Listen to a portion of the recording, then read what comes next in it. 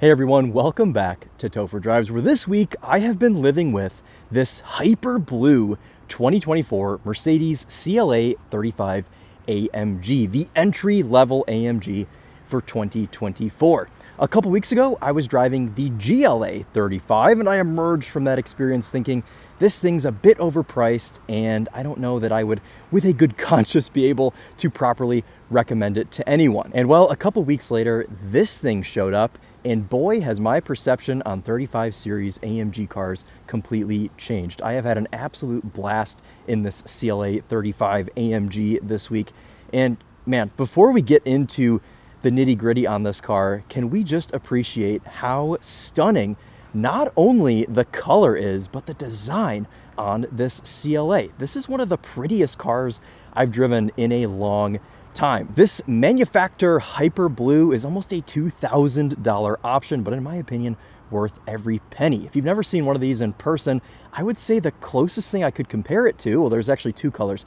The teal on the 93 Mustang Cobra, very close, and then of more recent cars, BMW's Snapper Rocks Blue. But this thing just pops. I mean, come on, I'm putting in multiple beauty shots of this color right now because I don't know. I have a feeling the GoPro's not going to do it justice, and I don't want to sound super cliche, but I don't think the iPhone really does it justice either. This color is fantastic. This is now the second generation of CLA, the smallest coupe that Mercedes sells. It's pretty much been the same since 2019. They've done a couple little tweaks here and there, but I don't blame them. This thing is pretty, and I have no problems at all with the design.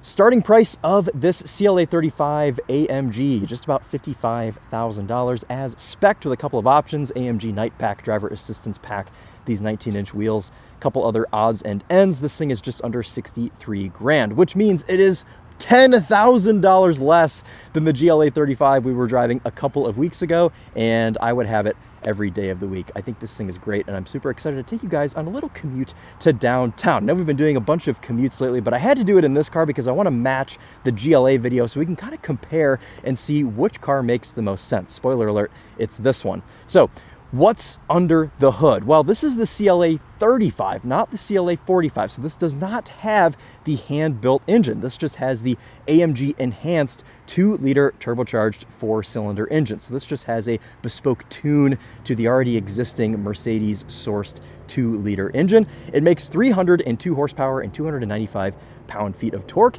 This is a 4MATIC, so power is sent to all four wheels via an AMG 8-speed speed shift DCT, and man, that thing snaps gears off and shifts exactly how an AMG should. It is properly quick and makes some fun noises along the way too.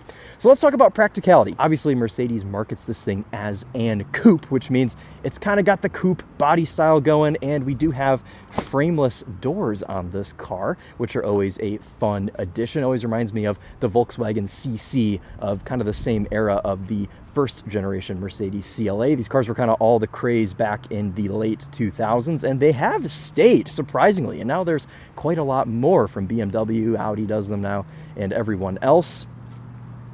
But we'll start back here at the trunk, which is surprisingly large. You just push this little Mercedes emblem that is filled in with blue. Love to see it. And this trunk is pretty deep. In fact, I would venture to say that you probably have even more room in the CLA than you would in the back of the GLA, unless you were taking something very tall, I suppose. But this definitely has more depth than that car.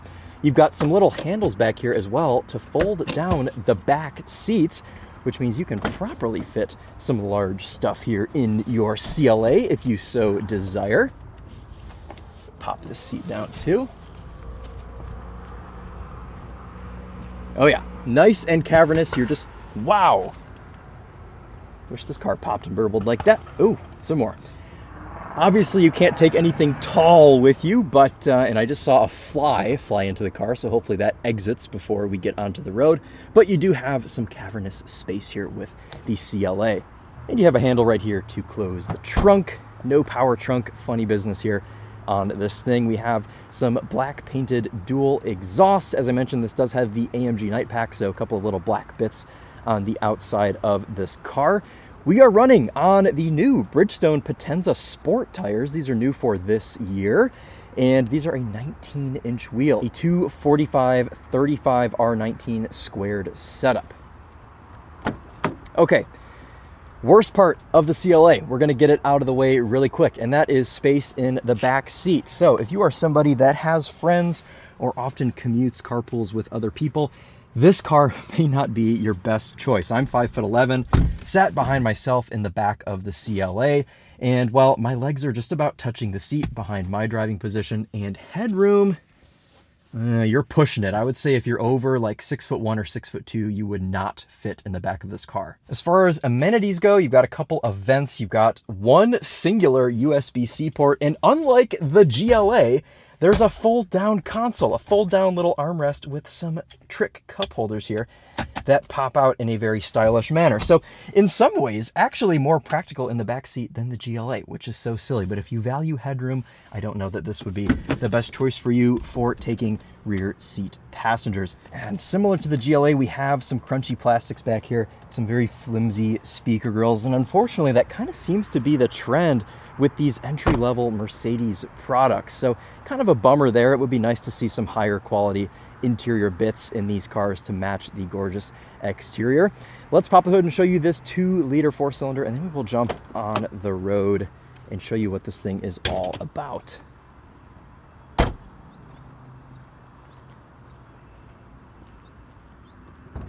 Got our little, ooh, that is hot. We've got our little AMG roundel there.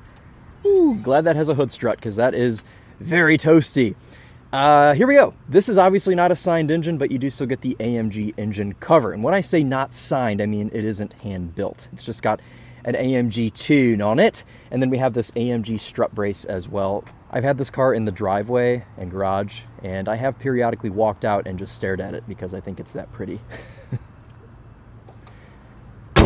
They do also make a really nice red color that pops on this. Okay, enough talk. Let's jump in this. Let's show you the front seat, and then we'll take it for a drive. Something that adds to the wild spec on the CLA is this sage interior, which I suppose in this lighting just looks gray, but in some lights it does appear to be light blue, meaning this is a double blue spec, and it looks fantastic. Otherwise, we don't have the $3,500 optional AMG seats, which are those bucket seats that you saw in the GLA I was driving a couple weeks ago. These are just the standard seats, and well, they're not the most comfortable things in the world, but I think they do the job well enough to where you could save that few grand and not make yourself even more uncomfortable on purpose. They're cool looking. They've got this little hole right here, and they do the job just fine. We have the AMG unique steering wheel with our drive mode selections and everything on there. Let's jump in this thing and fire it up.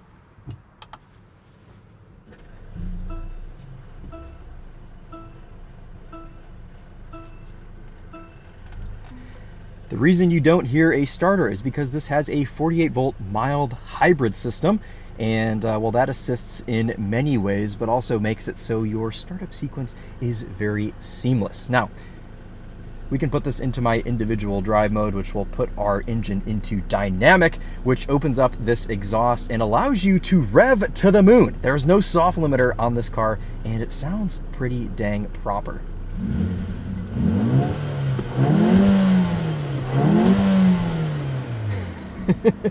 I mean, as good as a 2-liter can sound, right? Not expecting anything too crazy, but you get some fun little pops and burbles on the down rev, and they are inconsistent, so that is always fun. Shutting the door here, I mean, this is just pretty much standard entry-level Mercedes-Benz. We have these 3 big central-mounted vents, which are placed pretty nicely.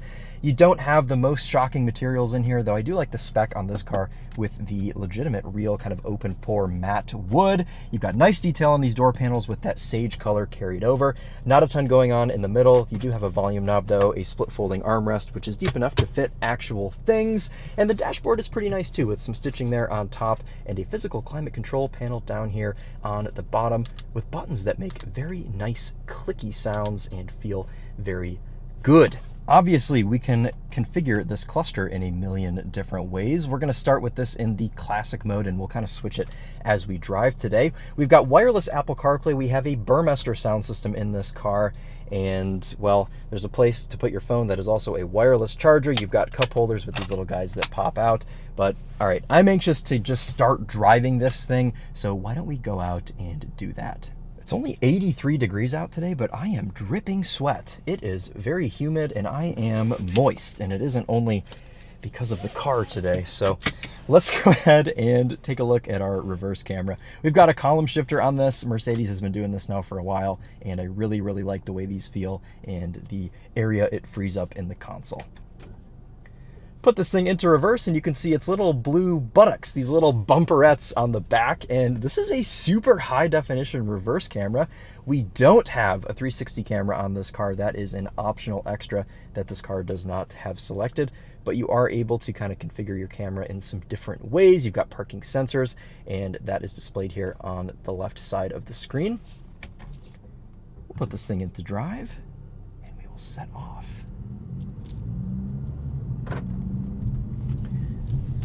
Your drive mode selector is here on the steering wheel, and I think that this is probably the best place to put something like this, because the last place you want your drive modes is in the infotainment. And with a simple flick to the left, I can dump this thing into my individual drive mode, and I can put it back into comfort as easy as flicking this little knob to the right. So very easy, very straightforward, and we'll mess with the drive modes a bit further into the video. But I want to talk about what this car is like to drive at low speeds. And the answer is pretty good most of the time. This 8-speed speed shift AMG tuned DCT is very great when you're at the limit. It snaps off shifts, it's fast, it's precise. Sometimes at low speeds, it's a bit clunky, especially first thing in the morning when you back this thing out of the garage and you're a little bit aggressive with the throttle. If you are aggressive with the throttle, it does kind of slam itself into first gear and take off like someone who's never driven a manual before.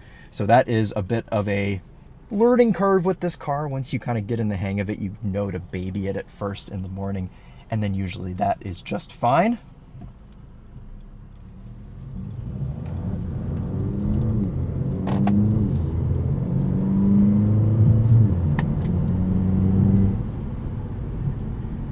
You can see there, I've got this thing up to temp, and there's absolutely no issues whatsoever. Lots of torque, and this is a happy powertrain. This thing is happy to rev. It revs to almost 7,000 RPM. It makes a good noise, though some of it is piped in.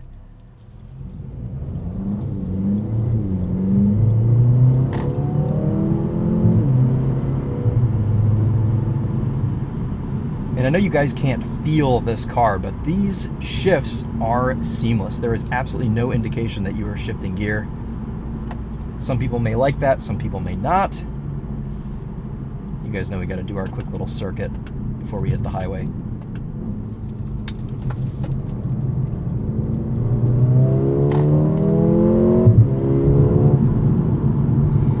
Now, this car also does not have the adaptive dampers. It's only like a $1,000 option, but it is one that has not been selected here in this CLA 35, and I'm okay with that because I'm always down to like try out different settings, different specs. And since we tried the adaptive dampers in the GLA, I think I prefer these fixed dampers, this fixed suspension system in the CLA. And obviously, you know, you could spec your GLA like this if you wanted to as well. I don't know though, I mean, this car doesn't feel as crashy and as unsettled as the GLA did with the adaptive dampers.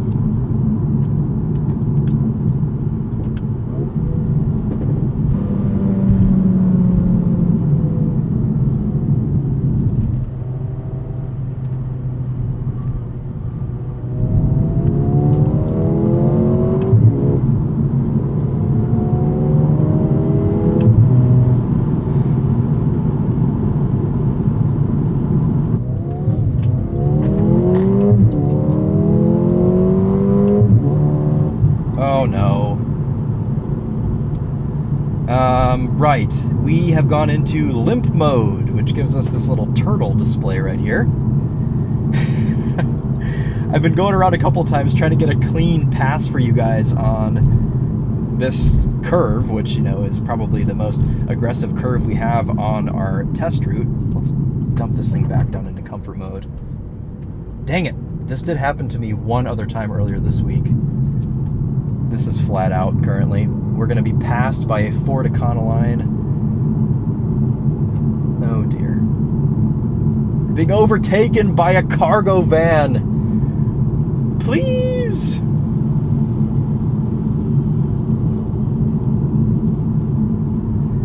Right, so note, if you do lots of spirited driving back to back, this car does like going into limp home mode. Okay, we're gonna pull over and turn it off and turn it back on again. That usually does the trick, gets it back to life. This is flat out. Foot is to the floor. 37, 40, 40. Wow, okay, it's picking up.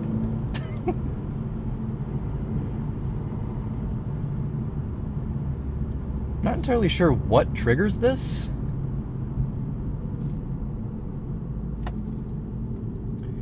Sometimes this is just normal operation when you're driving these German cars. You never know what's going to happen. Okay, let's pull over, put this thing into park, turn it off, let it just kind of reset itself here. But at least when you're stranded on the side of the road, you know, if your car is to break down, go into limp mode, whatever, it is a very pretty spectacle. It's very nice to look at. Right, well, this video has taken a bit of a turn.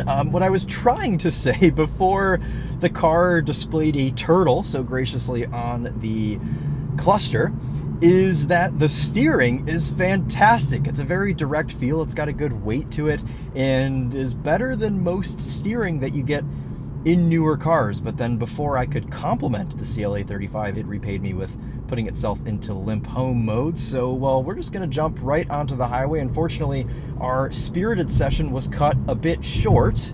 We're just gonna kind of baby this thing for the rest of the video because I wanna be able to give you guys the rest of the cohesive review on this CLA 35. This does not happen very often. You know, I drive over 100 of these new cars every year, and the last car that threw a check engine light for me was over a year ago. It was a Volvo S60, and I have not had anything of the sorts happen since. So it is a little bit of a rarity, and I'm a little disappointed to see this thing kill itself and go into limp mode. I suppose it was, you know, not a check engine light in this situation, but limp mode nonetheless. So, but anyways, let's get past it. We'll forget about it. We'll talk about what this is like to drive on the highway, what this thing is like to live with. As the sun sets, as we settle into our little coupe here, we have cruise control on the left-hand side of the steering wheel and these little haptic touch buttons. Pretty easy on-off switch. You can set it as well with these buttons. And this car has lane keep assist and everything, so you've got a pretty good, oh god, okay, it's a little bit confused there. It does get confused. This is definitely not best in class for lane assist and everything, but there we go. It'll do its thing for you for a little bit. But what is this thing like to actually sit in? Well, these comfort seats we talked about earlier, they aren't the most comfortable things in the world, but they do have a bit of adjustment. Now, very un-Mercedes-like, the adjustment for lumbar is actually a physical button on the side of the seat as opposed to our kind of conventional seat switches that live here on the door panel. But I'll tell you what, I appreciate having a physical switch here on the side of the seat as opposed to if you go for the AMG performance seats, all of your lumbar adjustments and bolsters and everything, that all lives in the infotainment. So this is a nice aspect of these base model seats to be able to control things manually here, or physically rather. We do have 3 memory seat settings on this car.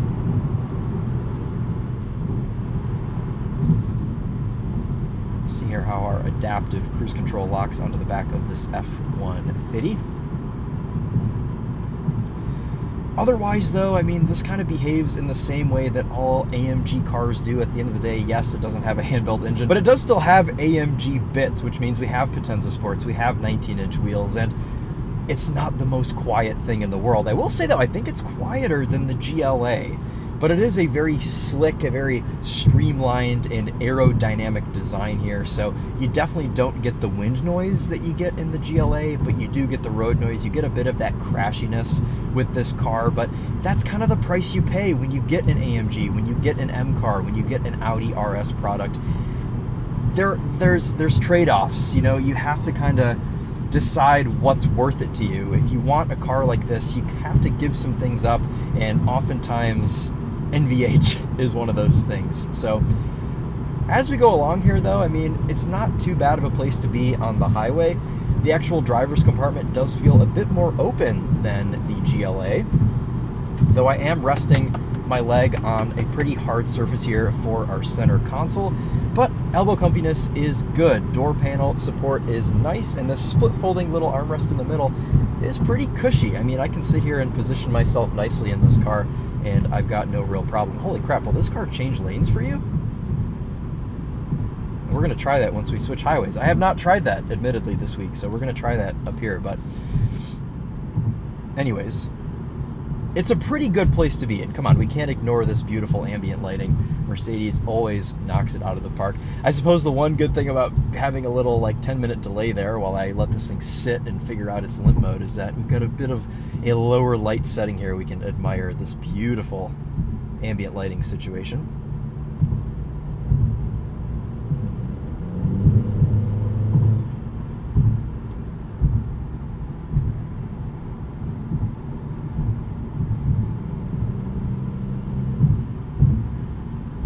Can get a bit of a taste for our road noise and everything here. Expansion joints, you feel them, you hear them.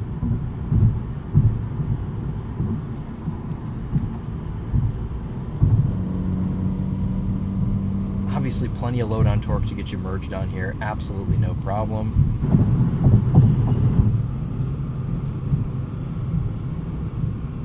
So it's almost like you have to help it a little bit, but it did it. It did it itself. I did not do that lane change, so there you go. A little bit of a lane change assist here in this CLA. That is nice. Part of the Driver Assistance Pro package. Let's cancel our cruise control there. We're going to jump off the highway, and we're going to take a bit of a risk to conduct our important research to see what kind of noise we get under our little bridges over here. All right, switch this into individual mode, grab a couple downshifts with our really nice clicky steering wheel mounted paddle shifters.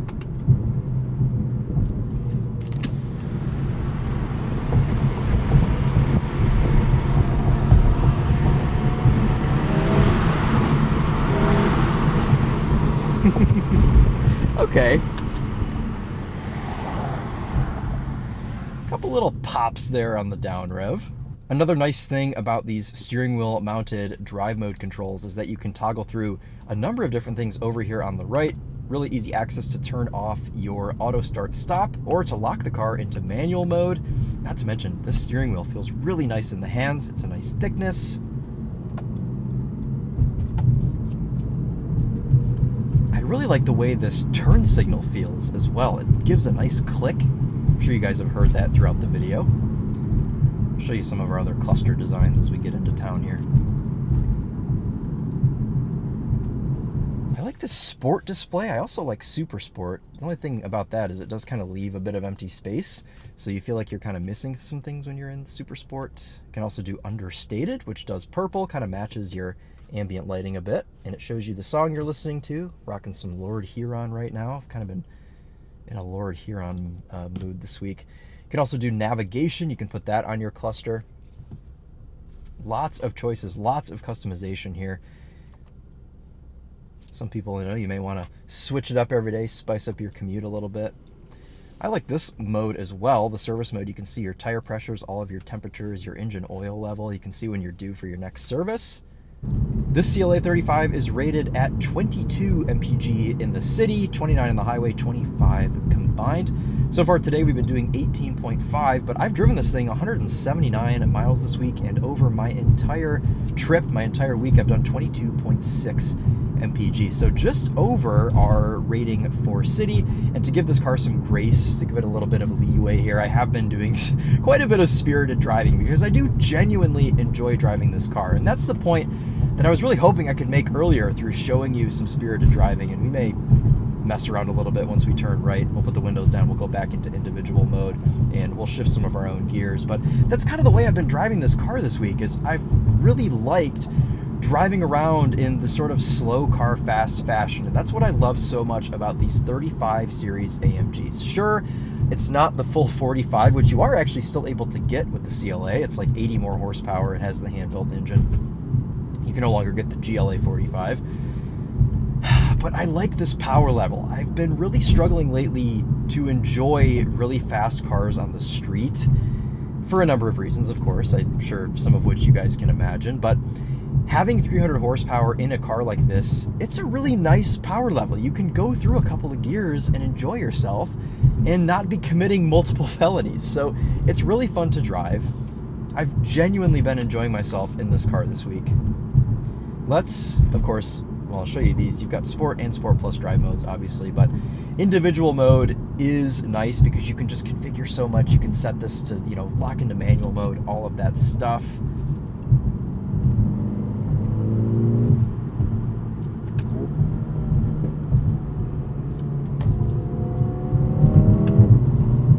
But, you know, it's just a matter of, like, driving around, passing people in city areas like this, and I don't know. If it makes sense, it makes sense. It kind of gives you that Mini Cooper effect where it's just like the small gobs of grunty power. Let's drop the windows so you guys can hear this exhaust note on the CLA.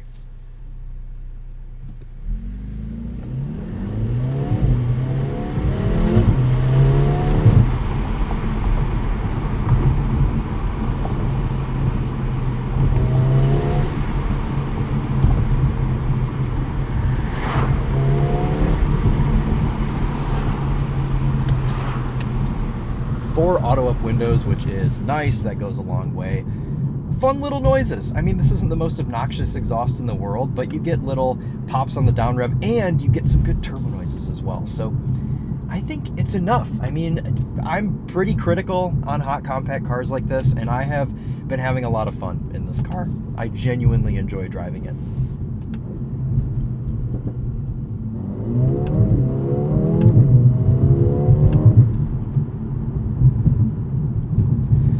So at the end of the day, is this car for everybody? I don't think so. You have to be an enthusiast to buy this car, to appreciate this car. I would not recommend this car to somebody that doesn't know much about cars, though I will say if you're somebody that's kind of looking to get into the world of this sort of thing, you could argue for this car, but I feel like I would recommend more so something like an Elantra N or a Golf GTI, you know, something to get you started. This is more so an enthusiast choice, and it's $55,000 at a base level with any sort of options. You're over 60 grand.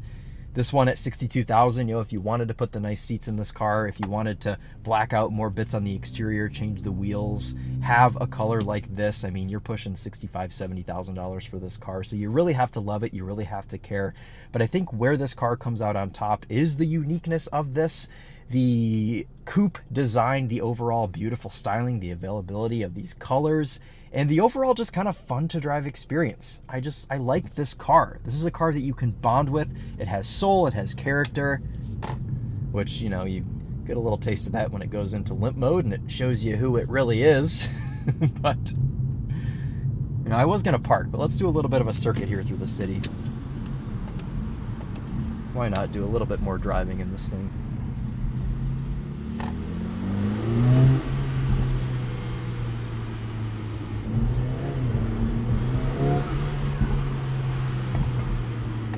Generally, when I want to stop and do something, I don't stop in the middle of an intersection, but alas, I am not the driver of this black Honda Odyssey. What you doing there, bud? Okay, I don't really think he knows.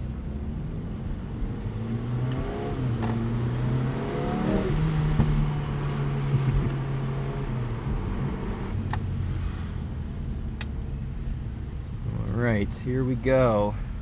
Let's go ahead and wrap this up. Please select an event from the screen menu. Welcome. Still able to reach the ticket to a parking. Thank you.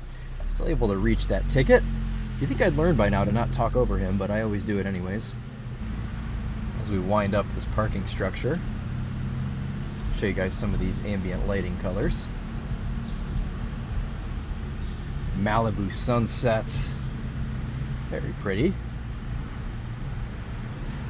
Ooh, Kia EV9.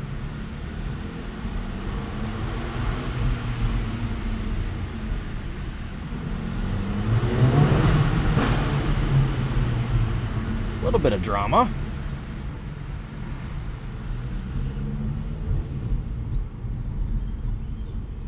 Cool. All right, well, just to reiterate one more time, a really unique and I think intriguing choice in the segment here for these kind of higher end sport compact cars.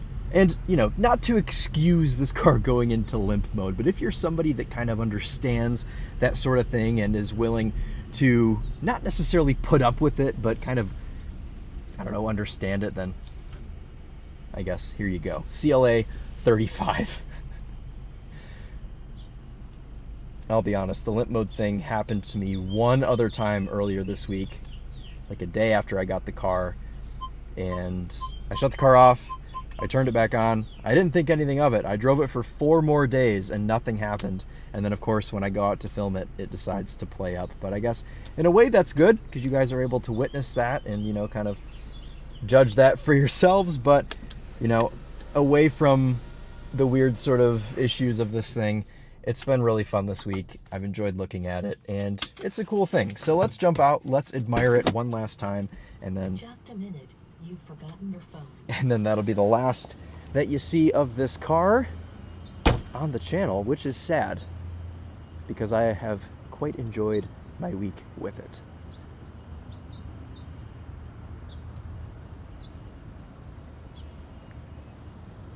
Cool, guys. Well, if you have any questions about the CLA 35 AMG, leave them in the comments. But that's going to wrap it up for us today. Thank you all so much for watching, and we'll see you in the next one. Take care.